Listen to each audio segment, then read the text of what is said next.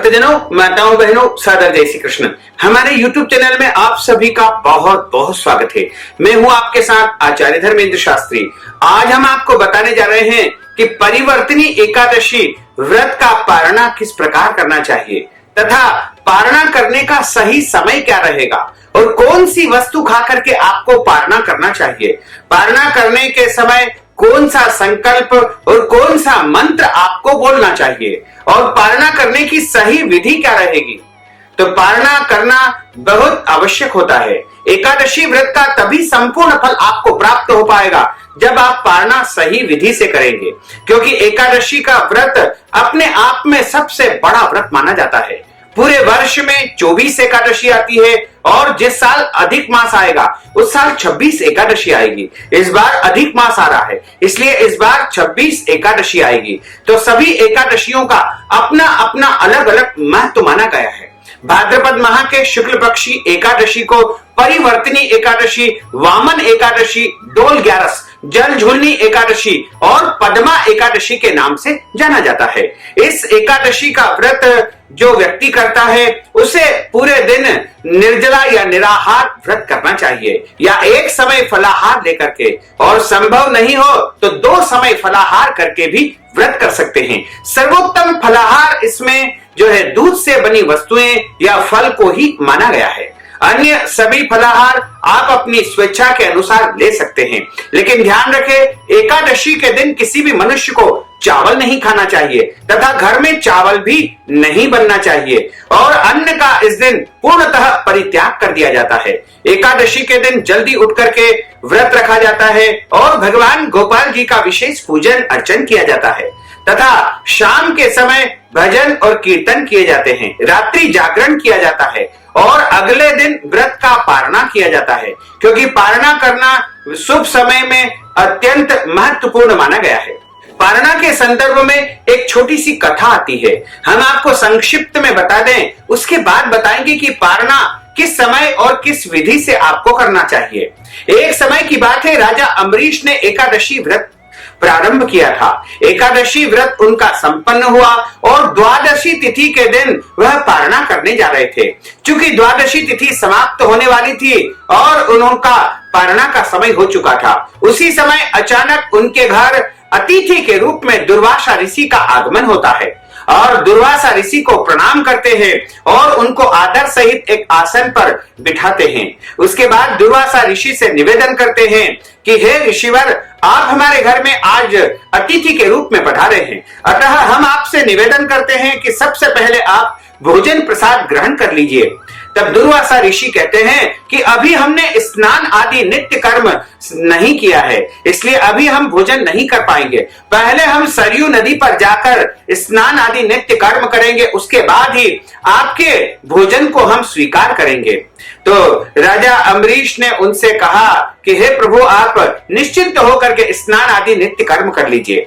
अब दुर्वासा ऋषि तो सरयू नदी में स्नान करने के लिए पहुंच गए। इधर द्वादशी तिथि समाप्त होने वाली थी। चूंकि व्रत का पारणा सही समय पर उनको करना अनिवार्य था, इसलिए व्रत का उनको संपूर्ण फल प्राप्त नहीं हो पाता। तो अपने गुरुवर से और अपने पुरोहितों से, आचार्यों से उन्होंने निवेदन किया कि हे गुरुवर, मुझे कृपा करके बताइए कि द्वादशी तिथि समाप्त होने वाली है और मुझे व्रत का पारणा करना है, लेकिन मेरे यहाँ अतिथि के रूप में दुर्वासा ऋषि का आगमन हुआ है। यदि मैं अतिथि को भोजन करवाए बिना स्वयं व्रत का पारणा कर लूंगा तो अतिथि का अनादर होगा। तो ऐसा कोई उपाय मुझे बताइए जिससे व्रत का पारणा भी हो जाए और अतिथि का अनादर भी ना हो। तो उनके आचार्यों ने कहा कि हे राजन, यदि आप सही समय पर सही विधि से पारणा करना चाहते हैं तो आप जल और तुलसी पत्र हाथ में लेकर के एकादशी व्रत का पारणा कर लीजिए। राजा अम्बरीश ने अपने कुल गुरु की आज्ञा मान करके तुलसी पत्र और जल से व्रत का पारणा कर लिया। दुर्वासा ऋषि ने अपनी दिव्य दृष्टि से देख लिया कि राजा ने मुझे बिना भोजन करवाए स्वयं व्रत का पारणा कर लिया है। क्रोधित होकर के तुरंत वहां से आए और अपनी जटाओं से एक बाल उखाड़ा और पृथ्वी पर फेंक दिया। उससे कृत्या नाम की एक राक्षसी उत्पन्न हो गई और वह राजा अम्बरीश को मारने के लिए दौड़ती है और राजा अम्बरीश की रक्षा करने के लिए भगवान नारायण का सुदर्शन चक्र वहां पर उपस्थित हो जाता है और तत्काल कृत्या नाग राक्षसी का धड़ मस्तक से अलग कर दिया जाता है और उसके बाद उस राक्षसी का वध हो जाता है और वह सुदर्शन चक्र अब दुर्वासा ऋषि के पीछे दौड़ने लगता है। दुर्वासा ऋषि दौड़े दौड़े कैलाश पर्वत पर भोले बाबा के पास पहुंचते हैं। भोले बाबा से कहते हैं कि मुझे बचाइए, मुझे रक्षा कीजिए। तब भोले बाबा कहते हैं कि सुदर्शन चक्र नारायण के अधीन है, वो ही आपको बचा सकते हैं।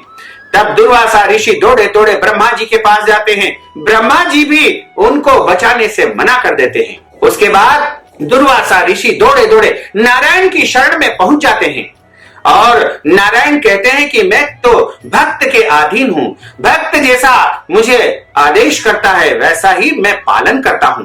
यदि आप अपनी रक्षा चाहते हैं तो आपको राजा अम्बरीश के पास ही जाना चाहिए, वो ही आपकी रक्षा कर सकते हैं। महर्षि दुर्वासा दौड़े दौड़े राजा अम्बरीश के पास आते हैं और राजा अम्बरीश जो है तुरंत सुदर्शन चक्र से निवेदन करते हैं कि हे सुदर्शन जी, आप शांत हो जाइए। सुदर्शन चक्र उसी समय शांत हो जाते हैं और नारायण के हाथ में जाकर के पुनः स्थापित हो जाते हैं। उसके बाद राजा अम्बरीश दुर्वासा जी से क्षमा प्रार्थना करते हैं कि हे महाराज, आज आपको मेरे कारण बहुत कष्ट हुआ है, आप मुझे क्षमा कीजिए। बारंबार क्षमा प्रार्थना करने पर दुर्वासा ऋषि उन्हें क्षमा कर देते हैं। उसके बाद दुर्वासा ऋषि को एक उच्च आसन पर बिठा करके महर्षि राजा अम्बरीश उनका जो है अच्छी प्रकार से आतिथ्य करते हैं, स्वागत करते हैं, सम्मान करते हैं, उनके चरणों को धोते हैं और उनको श्रद्धा पूर्वक भोजन करवाते हैं। इसके बाद दुर्वासा ऋषि के यहाँ से जो है वहां से दुर्वासा ऋषि अपने आश्रम को चले जाते हैं। इस प्रकार राजा अम्बरीश का जो है एकादशी व्रत संपन्न होता है। तो दुर्वासा ऋषि के कारण जो है राजा अम्बरीश का जो व्रत है वह खंडित हो रहा था, लेकिन उन्होंने सही समय पर सही विधि से पालना किया, इसलिए उनका एकादशी व्रत सफल हो गया। इसलिए यदि आप एकादशी का व्रत कर रहे हैं तो आपको द्वादशी तिथि समाप्त होने के पहले पहले व्रत का पालना करना चाहिए। इस बार 30 अगस्त को सुबह 8:26 पर द्वादशी तिथि समाप्त हो जाएगी, अतः आपको 8:26 के पहले पहले ही व्रत का पालना करना होगा। 30 तारीख को यानी रविवार को सुबह आपको जल्दी उठना है और उसके बाद स्नान करके अपने नित्य का पूजन अर्चन करना है। उसके पश्चात आपको सूर्य भगवान को जल देना है तथा अपने देव स्थान में, मंदिर में या पूर्व दिशा में या उत्तर दिशा में मुंह करके आपको बैठ जाना चाहिए और हाथ में जल लेकर के संकल्प करना चाहिए। 3 बार विष्णु विष्णु का उच्चारण करें और उसके बाद कहे कि मैंने भाद्रपद माह के शुक्ल पक्ष की परिवर्तिनी या वामन एकादशी, जल झूलनी एकादशी, पद्मा एकादशी का व्रत किया है और इस एकादशी का संपूर्ण फल मुझे प्राप्त हो तथा एकादशी के दौरान, व्रत के दौरान मेरे द्वारा जाने अनजाने में हुई भूल को आप क्षमा कर दीजिए। इस प्रकार अपना नाम और गोत्र बोल करके संकल्प करें कि मैं व्रत का पालना करने जा रहा हूं या करने जा रही हूं और इसके बाद आप जल और तुलसी पत्र खा करके व्रत का पालना कर सकते हैं तथा पालना के समय आपको ब्राह्मण को दक्षिणा दान करना चाहिए, अन्न दान करना चाहिए, सीधा सामान आटा, दाल, चावल इत्यादि वस्तुएं आपको देना चाहिए। यदि आप ब्राह्मण को दे सकते हैं, मंदिर में दे सकते हैं। यदि आपको ब्राह्मण या मंदिर नहीं मिले तो आप हमको भी नगद राशि के रूप में धन प्रदान कर सकते हैं। इसके लिए आप हमें पेटीएम द्वारा, गूगल पे के द्वारा, फोन पे के द्वारा या फिर अकाउंट में सीधे सीधे राशि जमा करके नगद राशि दक्षिणा के रूप में प्रदान कर सकते हैं और पुण्य लाभ को प्राप्त कर सकते हैं। इस प्रकार आप व्रत का पालना करें। पालना करने के लिए आप चावल बना करके, चावल से भी व्रत का पालना कर सकते हैं या फिर अन्न भोजन से दाल, रोटी, चावल, सब्जी, पूरी, दाल बाटी, हलवा, खीर, पूरी, जिस वस्तु से चाहे उससे आप व्रत का पालना कर सकते हैं। लेकिन ध्यान रखें कि लहसुन, प्याज, मांस, मदिरा इत्यादि अशुद्ध वस्तुओं का उपयोग पालना के समय बिल्कुल नहीं करना चाहिए। शुद्ध और पवित्र वस्तु से ही आपको पालना करना चाहिए और पालना करने के बाद आप जो है चाहे तो अगला व्रत प्रारंभ कर सकते हैं। यदि अगला व्रत आपको प्रारंभ करना हो, जैसे प्रदोष का व्रत करना हो या फिर आपको त्रयोदशी का व्रत करना हो या अन्य कोई भी व्रत करना हो, तो आप जो है फल या फलाहार करके व्रत का पालना करने के बाद उस व्रत का प्रारंभ कर सकते हैं, इसमें कोई दोष नहीं है। आप चाहें तो जल और तुलसी पत्र से भी व्रत का पारणा कर सकते हैं। और व्रत का पारणा करने का जो सही समय रहेगा वो 30 अगस्त यानी रविवार के दिन सुबह 6 बजे से लेकर के 8:26 तक का ही समय रहेगा। इसी दौरान आपको व्रत का पारणा करना चाहिए। सही विधि से सही समय पर किया गया एकादशी व्रत का पारणा ही एकादशी का संपूर्ण फल प्रदान करवाता है।